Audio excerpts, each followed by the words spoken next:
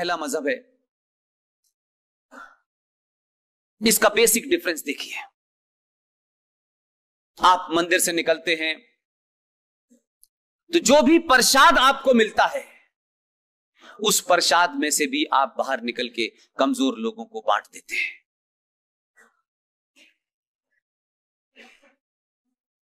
लेकिन दूसरी तरफ स्थिति क्या है कि जो लोग मस्जिद से निकलते हैं, मस्जिद की सीढ़ियां नीचे तक नहीं आती, पत्थर हाथ में उठा लेते हैं। और ये पत्थरों की परंपरा कोई ऐसी नहीं है कि यकायक यहां आ गई है। ये फलस्तीन में भी यही सीन देखते हैं आप। इसके पीछे की मानसिकता समझिए। एक बहुत बड़े दानिशमंद निकले हुए हैं, बहुत बड़े जहीन, बहुत बड़े तालीम याफ्ता शख्स निकले हुए हैं हिंदू धर्म में, जिनका नाम है पुष्पेंद्र कुलश्रेष्ठ। बार बार दुहाई देते हैं कि मैं अलीगढ़ से पढ़ा हूं।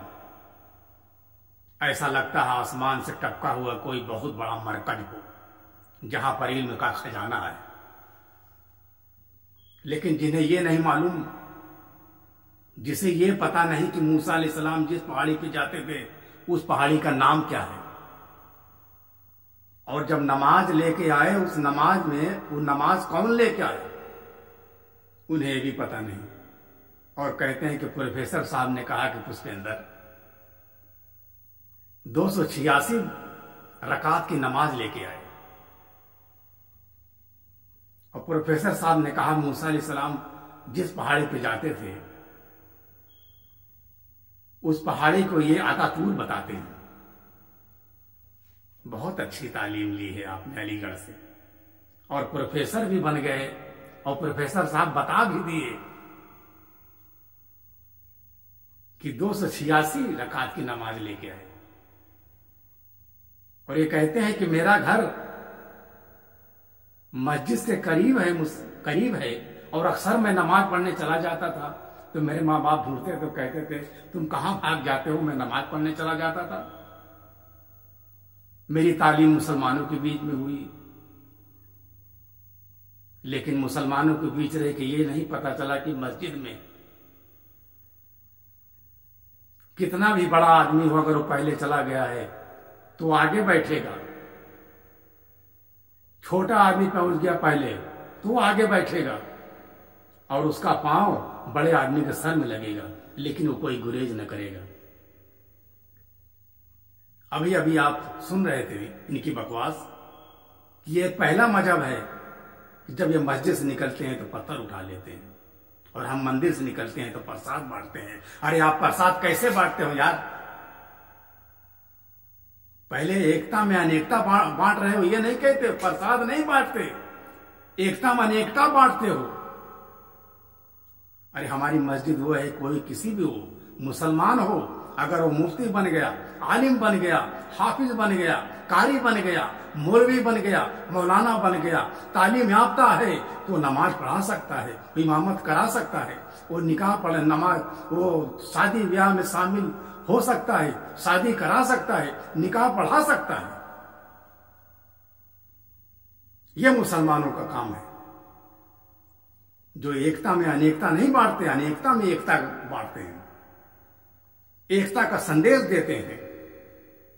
अगर है ताकत तो किसी चमार को, किसी पासी को, किसी नीच जात वाले को पंडित बना के उस मस्जिद में, वो मंदिर में जाके उसे पूजा पाठ का एक साधु बना दो, महात्मा बना दो।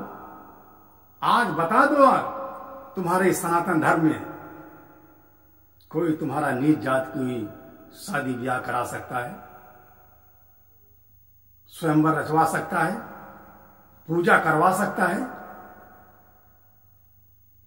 जो बहुत बड़े बनते हो कि मैं बहुत बराबरी करता हूं, मुझे याद है कि जब बचपन में कुएं में पानी भरते थे तो कहते कुआं मत छुओ भाई, बगल से हट जाओ। छुआछूत का ये भेदभाव तुम्हारे यहां ऊंच नीच का भेदभाव तुम्हारे यहां, और प्रसाद बांट रहे हो, अपने मियां मिट्ठू बन रहे हो। मुसलमान को तुम समझाने चले हो? आज कमोबेश 57 देश 48 देशों में मुसलमान फैल चुका है। ये अच्छा ही नहीं तो और क्या है? अगर मुसलमान अच्छा ना होता तो फिर ये क्या होता? तुम्हारी सत्ता आ गई तो मस्जिदों को तोड़ रहे और कहते हो औरंगजेब ने कितने मंदिरों को तोड़ा है। अरे औरंगजेब ने उस मंदिरों को तोड़ा, तारीख पढ़ो। अगर जरा से जहन है तुम्हारे पास, जरा से भी दिमाग है तो तारीख पढ़ो। तारीख बताएगी कि औरंगजेब ने उस मंदिरों को तोड़ा जहां पर देशद्रोही जाकर छिपा करते थे। उस मंदिरों को तो उन्होंने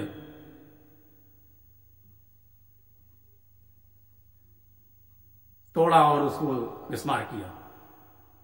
अगर ऐसा ना होता तो इलाहाबाद की महादेव मंदिर, सोमेश्वर मंदिर के जाकर पूछ लो, उस मंदिर के जो महंत हैं, कार्यकर्ता, उनसे पूछो इलाहाबाद के मंदिर में, सोमेश्वर महादेव के मंदिर, कि उसको किसने दान दिया, कितनी जमीनें दी। उस जमीनें लोग हिंदुओं ने हड़प ली। चित्रकूट के मंदिर के जाकर देखो, उस मंदिर में ताम्रपत्र किसने दिया? औरंगजेब ने दिया, दान दिया। कितने एकड़ जमीनें दान में दी मंदिरों, कितने मंदिरों को उन्होंने पैसे दिए। ये मुसलमानों के बारे में सोचते हो? मुसलमानों के बारे में बात करते हो? सत्ता आ गई, 3 तलाक पे लाकर बिल पास कर दिया, अपने मियां मिट्ठू बन गए, बिल पास कर दिए। हाँ, बहुत बड़े रहनुमा बन गए। अरे बिल लाना है तो बिल लाओ, सबको बराबरी का दर्जा दो, आचार्य विदुर की नीति पे चलो, गीता रामायण पर अमल करो। चाणक्य परेशान हो गए और चले गए दुनिया से, ऊंच नीच मिटाते मिटाते, लेकिन आप लोग ऊंच नीच खत्म ना कर पाए। अच्छी बात करना, अपने लोगों को बैठाकर ताली बजवाने का शौक आपको होगा, मुझे नहीं है। हा हा हा हा करके हाहाकार मचाना यह आपका काम है, मेरा काम नहीं है। लेकिन जब छेड़ोगे तो हम तुम्हें छोड़ेंगे नहीं। ये मत समझना कि हम खामोश हैं। समंदर जब खामोश होता है तो बहुत बड़ी सुनामी का खतरा बन जाता है, जो बड़े बड़े महलों को भी ढा देती है। अब जब तूफान आने वाला होता है, जब तूफान आने वाला होता है तो जानलेवा खामोशी छा जाती है। ये भी याद रखना। पता चल जाता है कि बहुत बड़ा तूफान आने वाला, जो बड़े बड़े पेड़ों को भी उखाड़ देती है। और इस्लाम मजहब के बारे में बोलने की आपकी ताकत नहीं है, किसी की ताकत नहीं बोल सकता है। मजहब इस्लाम वो इस्लाम मजहब है जो किसी को छोटा किसी को बड़ा नहीं समझती। और ये बात अपने दिल दिमाग में गांठ बांध लो। और इस्लाम मजहब के बोलने के लिए पहले तालीम लो, और तालीम लो और कितने पूरी उम्र खपा दोगे, लेकिन तुम उस बात को इस्लाम के बारे में बोल नहीं सकते, बात नहीं कर सकते।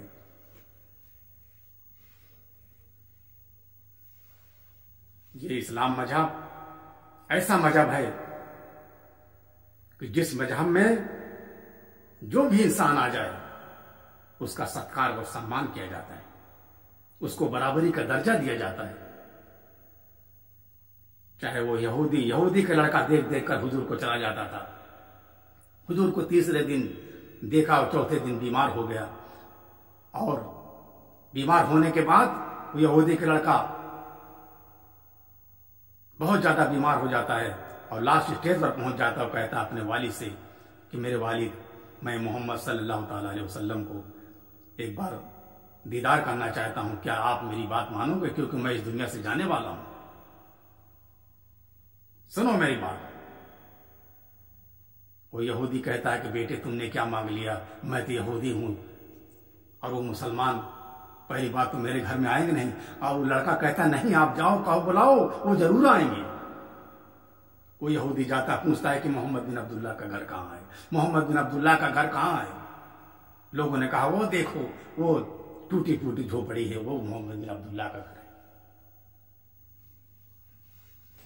और वहां पर जाता है, अर्ज करता है कि ऐ मोहम्मद, मेरा लड़का आपका आशिक है, आपको जैसा पता ना होगा मैं बता देना चाहता हूं कि मैं यहूदी हूं, मैं आपको नहीं मानता हूं, लेकिन क्या आप मेरे घर चलना पसंद करेंगे? क्योंकि वो लास्ट स्टेज पर है, इस दुनिया फानी से लगता है कि वो मैं भी चला जाएगा, लेकिन उसकी आरज़ू है कि एक बार आपका दीदार कर ले। आका कहते हैं कि तुम चलो मैं आता हूं, और ऐलान कर देते हैं कि जितने भी साहबी हैं, एक साहबी भेज कर ऐलान कर देते हैं, कह दो अगर वो मेरे आशिक को देखना चाहते हैं तो मेरे साथ मेरे पीछे चले।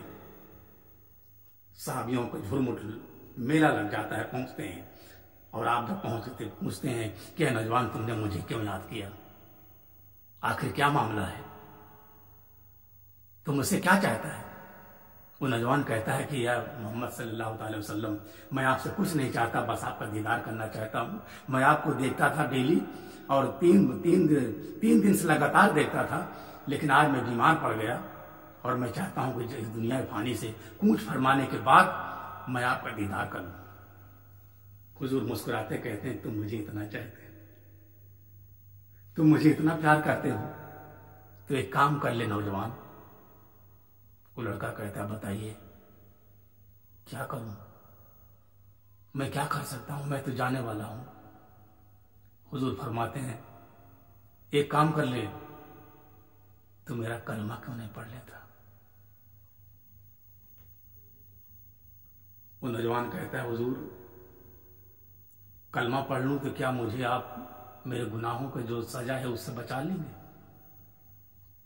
आप कहते तेरे गुनाहों की सजा नहीं, मैं तुझे कब्र से लेकर हश्र तक, और जब तक जन्नत में दाखिल न लूंगा, दाखिल न कर लूं, तब तक मैं दम नहीं लूंगा। वो नौजवान मुस्कुराता कहता है, बेशक आप कलमा पढ़ा दीजिए, मेरे आका कलमा पढ़ाते हैं, मुसलमान के जुमरे में दाखिल कर लेते हैं। कलमा पढ़ता हुआ नौजवान इस दुनिया पानी से कूच फरमा जाता है। हुजूर चलने लगते हैं, आंखें बंद करते हैं, हुजूर चलने लगते हैं।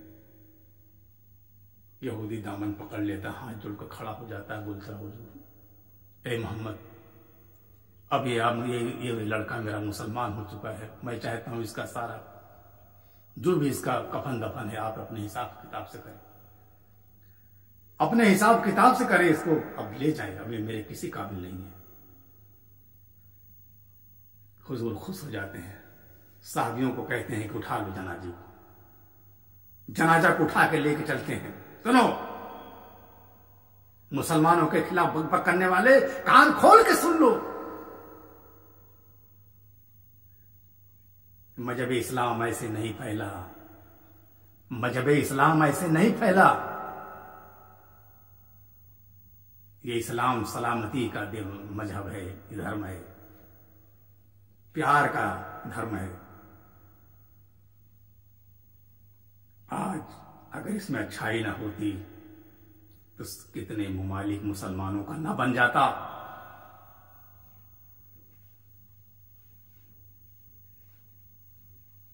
वो यहूदी के लड़का, उसका कफन दफन करते हैं, गुस्ल देते हैं, कफन दफन करते हैं। जब जनाजे को लेकर चलने लगते हैं तो हुजूर कभी पंजे के बल, कभी एड़ियों के बल चल रहे हैं।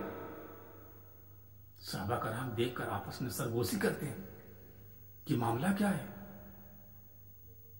खैर बात आई गई, हुजूर जब कब्र में जनाजे को उतारते हैं तो कफन एक बार, हमारे यहां रवाज है, एक बार सबको दिखा दिया जाता है मुंह खोलकर, फिर जब कब्र में उतारने के बाद फिर बंद कर दिया जाता है, कट्टी बांध दी जाती है। हुजूर 3 बार खोलते हैं, 3 बार बंद करते हैं। साहबे कराम परेशान हो जाते हैं कि मामला क्या है। पहले हुजूर पंजे के बल और एड़ियों के बल चले जब जनाजा लेके चल रहे थे, और जब कब्र में उतारे तो 3 बार खोलते, 3 बार बंद करते हैं। मामला क्या है। सुबह जब महफिल लगती है, सब लोग बैठते हैं, कहते हैं हुजूर या रसूलल्लाह, कल के जो हालात थे हमारे समझ में ना आए। हुजूर मुस्कुराए, मैं समझता हूं तुम यही पूछना चाहते हो ना कि मैं पंजे के बल क्यों चल रहा था, और कब्र में उस नौजवान का 3 बार मैंने खोला और 3 बार बंद किया चेहरे अनवर को। या रसूल, बेशक। तो सुनो, इतने फरिश्ते आ गए थे जनाजे में कि पांव रखने की जगह नहीं थी, तो मैं कभी पंजे के बल कभी एड़ियों को बल चला करता, चल रहा था। और जब जनाजा कब्र में उतारा गया तो जन्नत के हूरे इसरार कर रहे थे कि हुजूर मुझे दिखा दे, मुझे दिखा दे, मुझे दिखा दे। इसलिए मैं जनाजे को खोलता था और बंद करता था, खोलता था और बंद करता था, खोलता था और बंद करता था। यह है मजहबी इस्लाम, यहूदी के लड़का। इस्लाम में दाखिल हो जाओ, मर्तबा मिल जाएगा। फर्क खत्म कर दो, उसके बाद बिल पास करो, तब समझे कि बहुत बड़े दानिशमंद हो, बहुत बड़े एकता में अनेकता में एकता बांटने वाले निकले हो, बहुत बड़े इंसाफ परस्त हो। आज मुसलमानों को आईना दिखाने चले हैं, अंधे चले हैं आईना भी दिखाने।